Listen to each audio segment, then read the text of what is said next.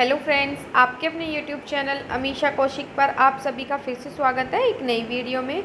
और जो हमारी आज की वीडियो है, आप सभी को पता है कि एसएससी सीईटी मेंस की मैंने क्लासेस शुरू करी हुई है और आज हमारी क्लास 4th है ग्रुप 6 के लिए, कॉमर्स के लिए, जिसमें आपका टॉपिक रहने वाला है वोचर के meaning, types, source of document और आपका प्रिपरेशन ऑफ वोचर्स। इन सब के बारे में हम डिस्कस करेंगे।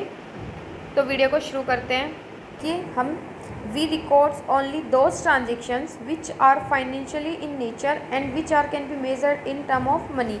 तो जब भी हम वोचर बना रहे हैं, ठीक है, तो सबसे पहले क्या है कि हम उन्हीं ट्रांजेक्शन्स को रिकॉर्ड करते हैं जो क्या हो, हमारी फाइनेंशियली नेचर की हो और साथ में ही हम उनको मनी की फॉर्म में कन्वर्ट कर सकें, मतलब मनी की फॉर्म में मेजर कर सकें। एक तो आपको ये बोला जाए कि भाई एक एम्प्लॉई है और वो ना बहुत अच्छा काम करता है, बहुत मेहनती काम करता है और बहुत ऑनेस्ट है, बहुत ईमानदार है, तो क्या हम उस ईमानदारी को मेज़र कर सकते हैं? उसके इमोशंस को हम मेज़र कर सकते हैं मनी में? नहीं कर सकते। इसीलिए हम सिर्फ उन्हीं ट्रांजेक्शन्स को रिकॉर्ड करते हैं जो कि हमारी मनी की टर्म में होती है, जिनको हम मेज़र कर सकते हैं। ठीक है। दूसरा पॉइंट है, all these transactions are recorded in the books of accounts. जितनी भी ट्रांजेक्शन्स होती हैं उन सभी को हम बुक्स में रिकॉर्ड करते हैं on the basis of written evidence. Written evidence का मतलब कि मान लो आपने कोई बिज़नेस शुरू करा है। अब हमने पढ़े थे प्रिंसिपल में भी कि बिज़नेस लॉन्ग टर्म के लिए किया जाता है, फाइनेंशियल ईयर में होता है। तो एक नॉर्मल सी बात है, मान लो अगर आपकी शॉप पे कोई 4-5 कस्टमर आते हैं तो आप उनका रिकॉर्ड ईजिली ध्यान रख सकते हो। लेकिन आपके पास 50 कस्टमर आ रहे हैं, 20 कस्टमर आ रहे हैं, तो आपको क्या पता कि आपको किससे कितना पैसा लेना है, कितना उसको रिटर्न करना है, या आपने जिससे परचेज़ किया उसके पास कितने पैसे हैं, आपको कितने की पेमेंट करनी है, कितने की रिसीव करनी है। तो उन सब चीज़ों को हम क्या करते हैं, रिकॉर्ड करते हैं ना। अगर रिकॉर्ड नहीं करेंगे तो भूल जाएंगे, 3 दिन ही याद रख सकते, 4 दिन, 5 दिन, इससे ज़्यादा तो कोई याद ही नहीं रख सकते।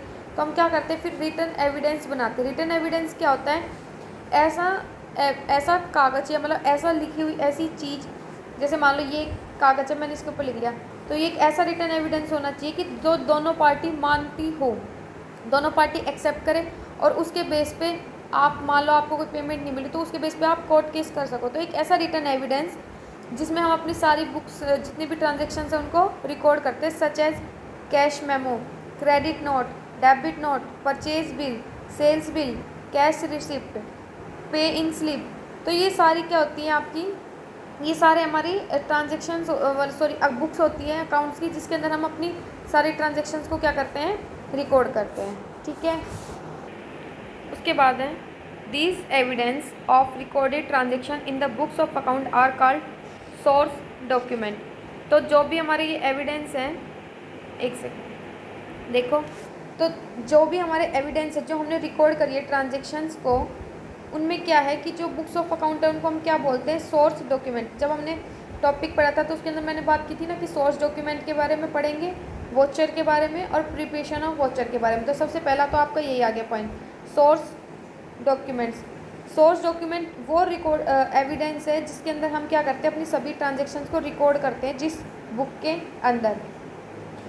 नेक्स्ट है, on the basis of source document voucher are prepared by applying rules and debit and credit as per double entry system. हमें पता है कि हम अकाउंट्स का किस में कैसे रिकॉर्ड करते हैं, डबल एंट्री सिस्टम में रिकॉर्ड करते हैं। डबल एंट्री का सिस्टम मतलब कि अगर एक साइड डेबिट हो रही तो दूसरी साइड क्रेडिट हो रही होगी, यानी कि दोनों साइड इफेक्ट पड़ता है। जो हमने अभी अकाउंटिंग इक्वेशन करी थी उसके अंदर हमने पढ़ा भी था कि किसका इफेक्ट कैसे पड़ रहा है, वो मैंने PDF आपकी टेलीग्राम में भी डाल दी थी। और ये जो है आपकी वोचर की जितने भी नोट्स होंगे ये सारे आपके टेलीग्राम चैनल पे, अमीशा कौशिक के नाम से आपका टेलीग्राम चैनल है, लिंक मैं डिस्क्रिप्शन में दे दूँगी, वहाँ पे जाके चेक कर लेना, इसकी पूरी PDF आपको वहाँ पे मिल जाएगी। तो देखो, सोर्स डॉक्यूमेंट क्या होता है, हमें अभी पढ़ा था कि हम उन ट्रांजेक्शन्स को रिकॉर्ड करते हैं जो फाइनेंशियली नेचर की होती है, मनी मेजर की होती है, और हम उनको एक रिटन एविडेंस के रूप में लिखते हैं। ठीक है। अब रिटन एविडेंस लिख रहे हैं तो जो हमने एविडेंस बनाया है, जो बुक्स हमने बनाई है, जैसे कि कैश बुक थी, परचेज बुक थी, सेल्स बुक थी, तो जब उन बुक को बना रहे तो वो हमारी क्या होती है, सोर्स डॉक्यूमेंट्स होते हैं। और जब हम इस सोर्स डॉक्यूमेंट से रूल को अप्लाई करके, डेबिट क्रेडिट रूल को अप्लाई करके बनाते हैं, तब हमारी क्या प्रिपेयर होते हैं, वोचर प्रिपेयर होते हैं। आप जब कुछ मतलब आप मार्केट गए, आपने कुछ सेल मतलब परचेज़ किया, जैसे आप मार्केट शॉपिंग करने गए तो आपको एक बिल देते हैं ना, उसके ऊपर वाउचर होता है। अगर आप रेगुलर कस्टमर हो, मान लो आप होलसेलर से लेके आते हो और फिर बाद में कस्टमर को देते हो, तो आप कई बार क्रेडिट बेस पे भी माल लेके आते हो तो आपको क्रेडिट नोट दिया जाता है, ठीक है। अगर आप कैश में ला रहे हो तो कैश मेमो दिया जाता है। तो इस तरीके के जितने भी डॉक्यूमेंट्स होते हैं, वोचर्स होते हैं, वो हमारे सोर्स डॉक्यूमेंट के बेस पे बनाए जाते हैं, रूल्स को, डेबिट क्रेडिट रूल्स को फॉलो करके और डबल एंट्री सिस्टम को, ठीक है। तो ये तो था हमारा सोर्स डॉक्यूमेंट। अब इसके कुछ पार्ट्स हैं। देखो पहले तो सोर्स डॉक्यूमेंट क्या होता है, उसके फीचर्स देख लो। कई बार फीचर्स पूछे जाते हैं एग्ज़ाम में, आपको 3-4 ऑप्शन दे देंगे, जैसे ABCD ऑप्शन दे दिया। अब मान लो आपको दे दिया कि क्वेश्चन बताना है कि इसके फीचर्स बताने हैं आपको, किसके, सोर्स डॉक्यूमेंट के, ठीक है। तो आपको एक दे दिया जैसे कि ये रिटर्न डॉक्यूमेंट होता है, रिटर्न डॉक्यूमेंट है, ठीक है। दूसरा दे देंगे ये एज अ एविडेंस के रूप में काम करता है। तीसरा दे दिया जाएगा कुछ और दे दिया जाएगा, या तो यहाँ पे ऑल ऑफ दीज होगा या नन ऑफ दीज होगा, या 4 ऑप्शन में एक एक लाइन लिखी होगी, तो आपको पढ़नी पड़ेगी। अब आपने जब ये करा होगा तभी आपको पता चलेगा ना। अब मान लो ये दोनों हैं तो ऑप्शन A और B मिल रहा होगा, तो हाँ एक जो आपका करेक्ट आंसर वो ऑप्शन A और B हो जाएगा। तो इसके लिए आपको पता होना चाहिए कि इसके फीचर्स क्या होते हैं। तो देखो सबसे पहली तो इसकी यही होती है कि ये क्या होता है, एक रिटर्न डॉक्यूमेंट होता है, ठीक है। जो हमारा सोर्स डॉक्यूमेंट होता है वो रिटर्न डॉक्यूमेंट होता है। दूसरा ये है ना एक्ट एज एन एविडेंस, ये एक एविडेंस के तौर पे भी काम करता है आपका, ठीक है। बिजनेस में किसी भी चीज़ का आपका बिजनेस है उसकी ट्रांजेक्शन में इस डॉक्यूमेंट के अंदर क्या क्या इंक्लूड होता है, नेम, डेट, नंबर, आपका फर्म का नाम, जो भी आप परचेज़ कर रहे हो, सेल कर रहे हो, उसकी क्वांटिटी, उसकी अमाउंट, ये सारी चीज़ें। फिर है ये वोचर, जो भी हमारे वोचर्स जो होते हैं हमारे, एक सेकेंड, जो हमारे वोचर्स होते हैं वो किससे प्रिपेयर होते हैं, ऑन द बेसिस ऑफ जो हमारा सोर्स डॉक्यूमेंट है उसके बेसिस पे इसको हमें प्रिपेयर किया जाता है। ये प्रूफ होता है कोर्ट में। अगर आपने जैसे किसी को डेबिट नोट दिया या आप क्रेडिट नोट मिला है, तो डेबिट क्रेडिट नोट के बेस पे आप कोर्ट केस भी कर सकते हो। मान लो आपको किसी से 1 लाख की पेमेंट लेनी थी और वो आपको मना कर देता है, तो जो भी हमारे ये जो भी एविडेंस के रिटर्न के हमारे वो बनते हैं, वाउचर्स बनते हैं, वो हमेशा 2 होते हैं, एक ओरिजिनल होता है, एक फ़ोटोकॉपी होता है। तो आप ओरिजिनल तो पार्टी को दे देते हो, सामने वाले को, आपके पास फ़ोटोकॉपी बचता है, तो उसने आपको इनकार कर देता है कि मैंने पेमेंट नहीं करी है। तो उस केस में क्या है कि आप इस वाउचर के थ्रू, सोर्स डॉक्यूमेंट के थ्रू कोर्ट केस कर सकते हो। ये एक तरह से प्रूफ होता है कोर्ट में आपको दिखाने के लिए कि भाई मैंने इसको इतने माल की पेमेंट करी थी, ठीक है।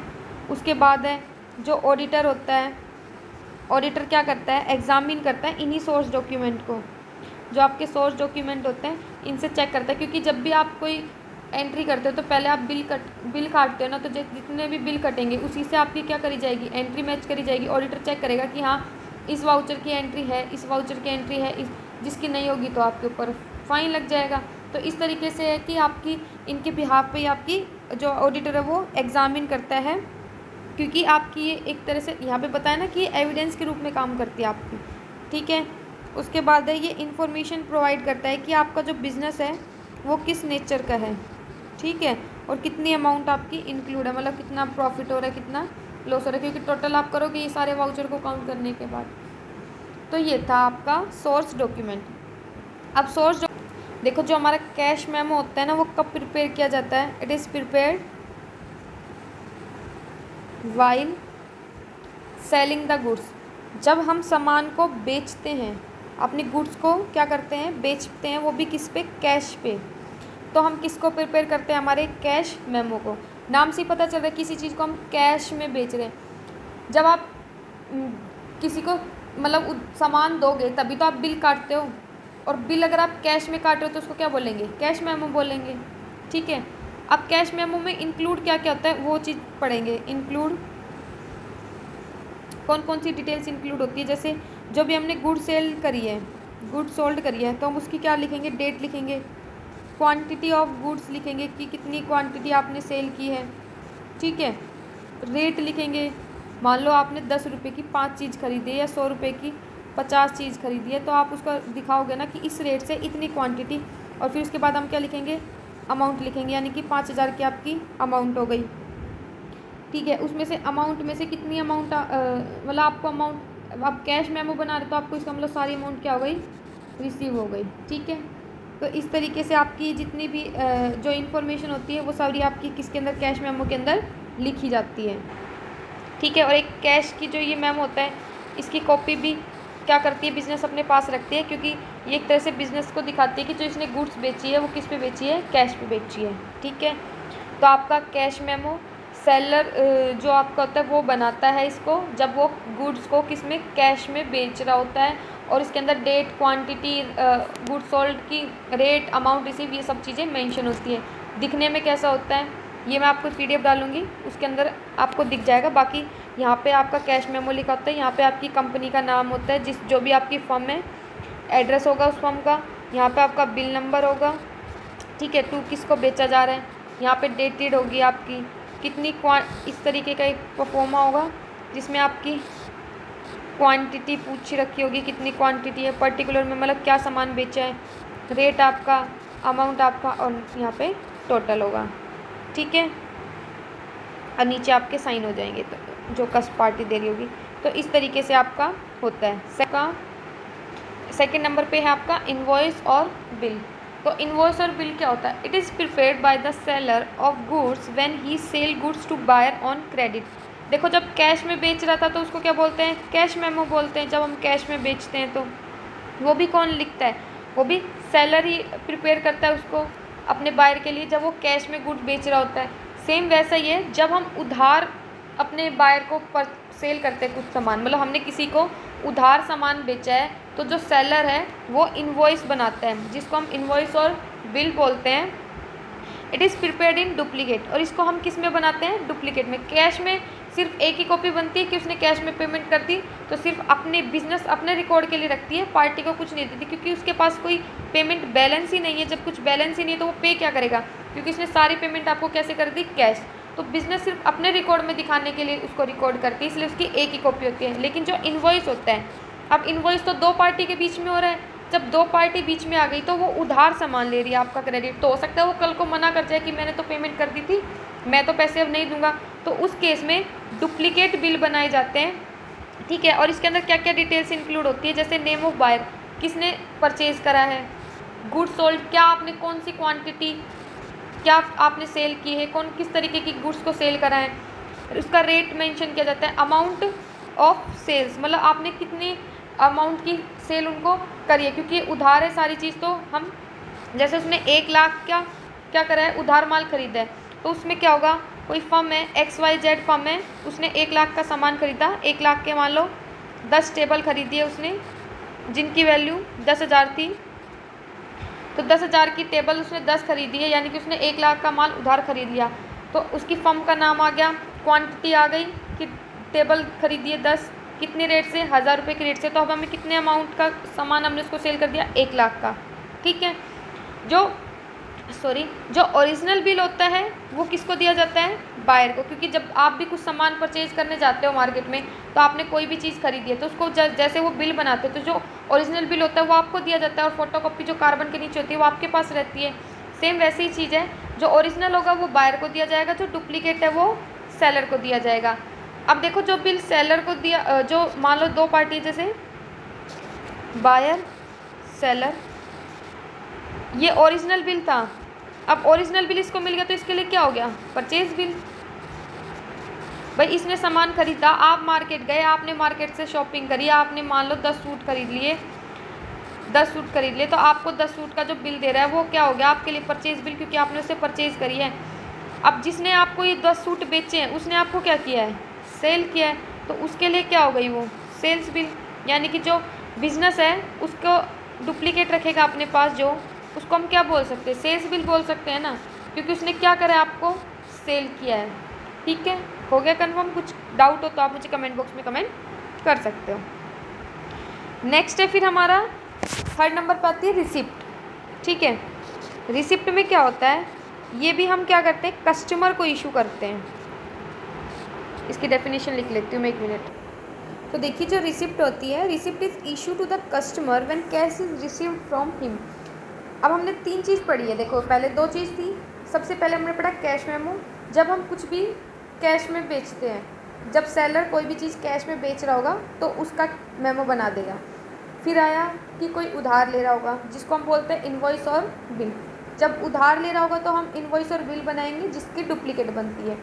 सेम वही receipt, the receipt is issue to customer, कि मतलब आपने जिसको उधार बेचा था सामान, अब वो आपको पैसे दे रहे हैं, तो वो तो परचेज बिल था या सेल बिल में रिकॉर्ड किया था। जब हमें पैसा मिल रहा है तो हम उसके लिए क्या करते हैं, रिसिप्ट काटते हैं। जब आप कोई भी जैसे फ़ीस डिपॉजिट कराने जाते हो या बैंक में कुछ पैसा डिपॉजिट वगैरह करते हैं, कुछ भी चीज़, तो हमें एक रिसिप्ट नहीं मिलती है कि एज अ प्रूफ कि हाँ आपने पैसा डिपॉजिट कराई या हाँ आपने फ़ीस डिपॉजिट कराई है। सेम वही चीज़ है रिसिप्ट, कि जब कस्टमर से हमें पैसे मिल जाते हैं तो हम रिसिप्ट बनाते हैं। और the receipt is the acknowledgement of cash received from the customer.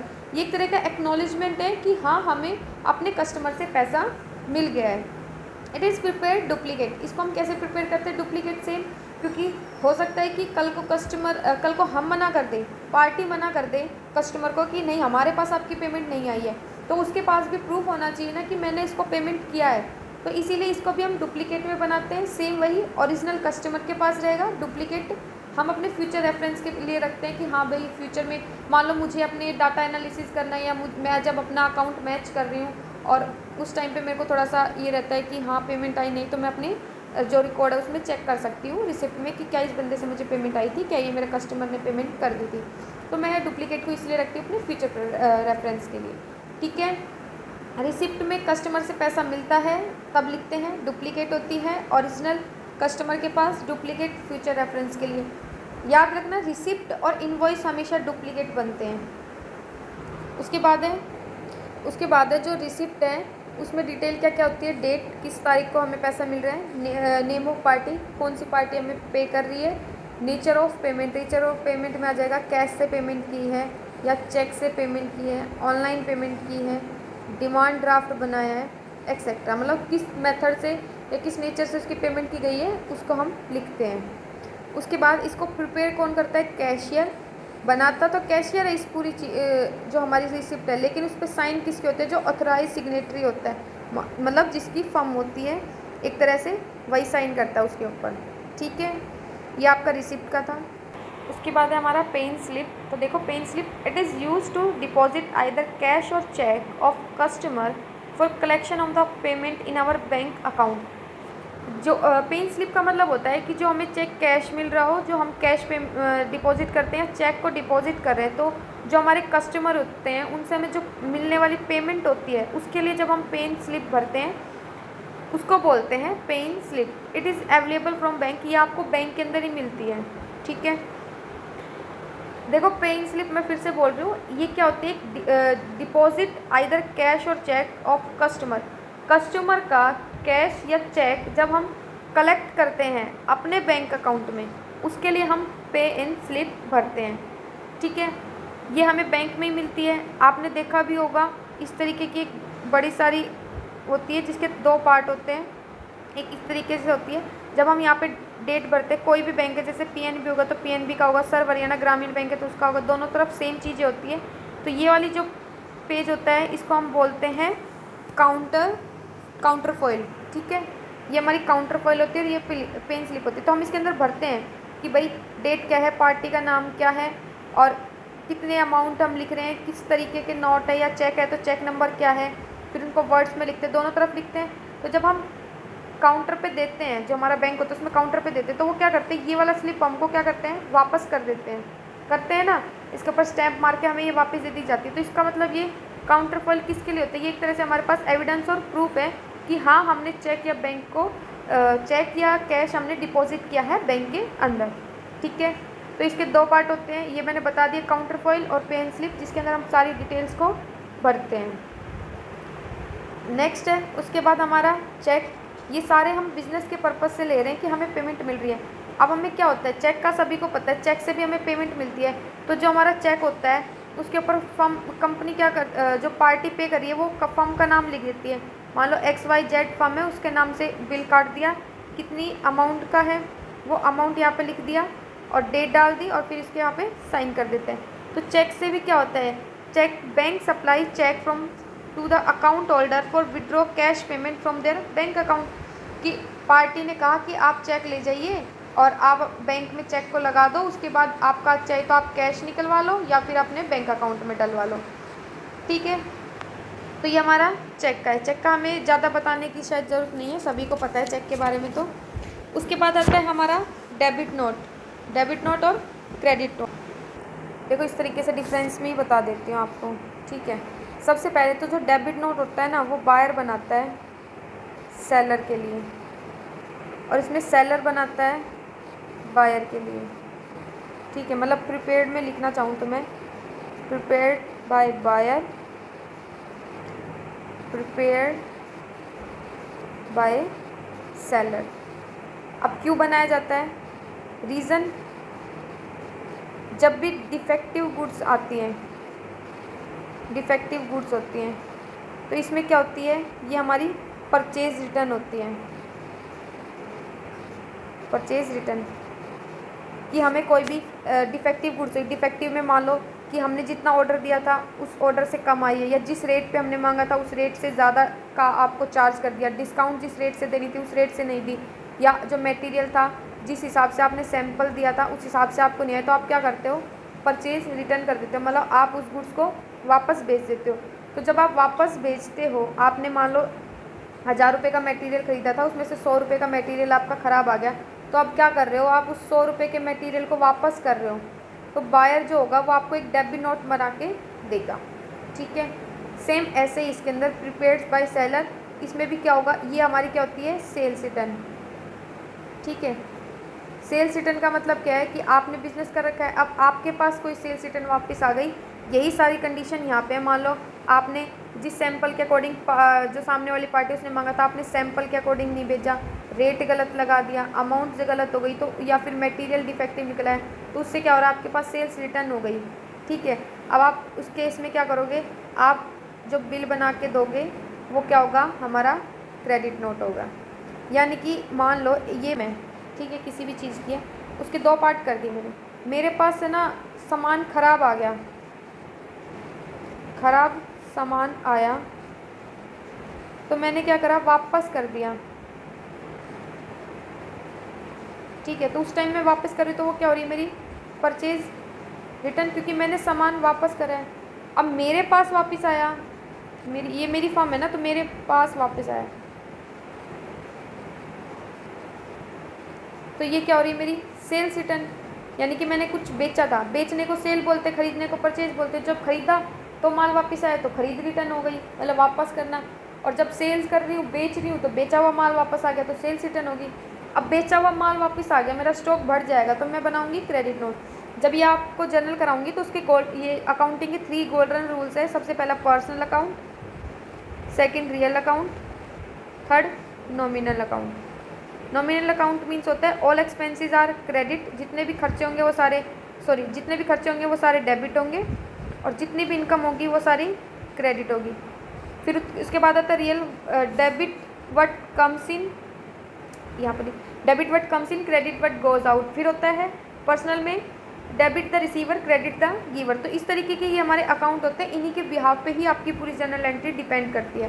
तो जब हम सेल रिटर्न आती है तो हमारी वो क्रेडिट होती है, तो हम यहाँ पे क्रेडिट नोट बनाएंगे।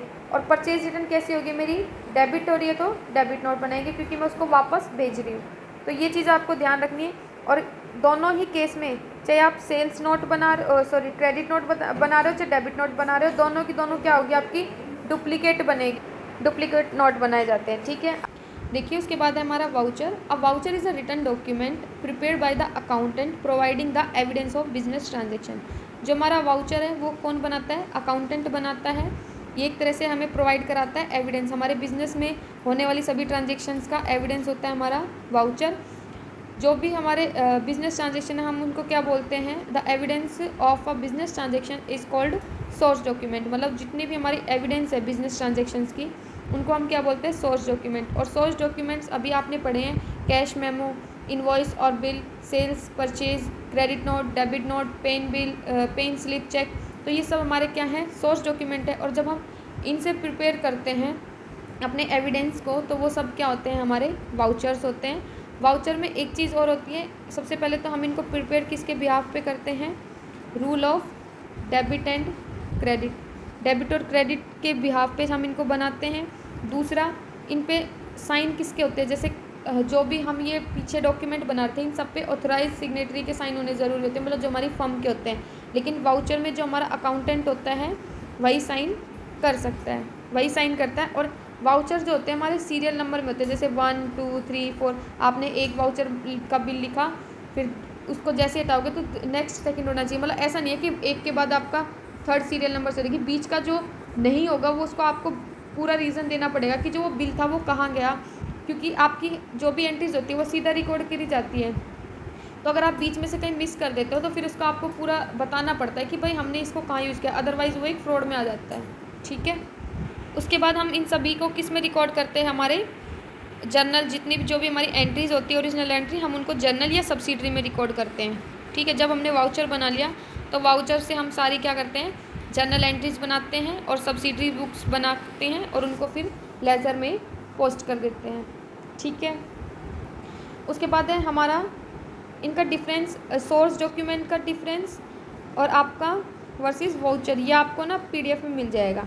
अभी हम पढ़ेंगे टाइप्स ऑफ वाउचर। जो हमारे टाइप्स होते हैं, 2 तरह के हमारे वाउचर्स होते हैं। सबसे पहला होता है कैश वाउचर, दूसरे नंबर पे हमारा होता है नॉन कैश वाउचर, जिसको हम ट्रांसफरेबल बोलते हैं।